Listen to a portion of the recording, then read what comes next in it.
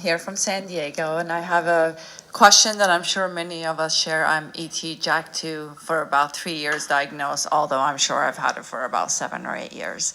My question is, why is Pegasys not the first line of treatment, given that it's immune therapy versus cytotoxic therapy? The other aspect that is continuously being brought up is the molecular response.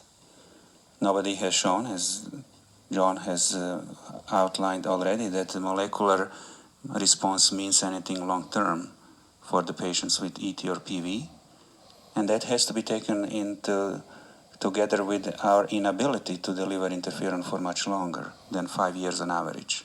Studies so far have shown that interferon, long-acting interferon, can only be given on average 5 years.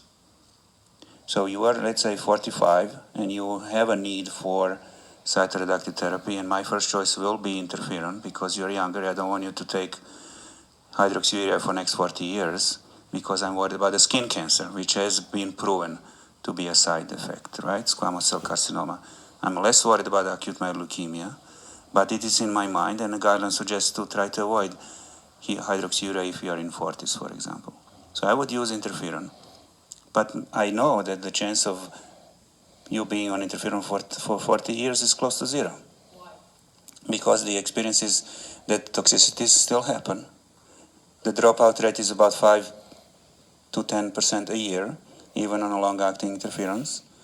The progression still happens, even if you have a molecular response, even if your bone marrow normalizes, you still may have a need for therapy. It does not mean cure. That's the key here. We are thinking that molecular response means a cure, and we don't have that evidence at all. It's the biologic marker. That's all it is for now. We treat patients to decrease risk of thrombosis, not to decrease the Jak2 allele burden or to eliminate Jak2 allele burden. We don't know really what this means. And it's compounded, unfortunately, with our inability to deliver interferon for 40 years.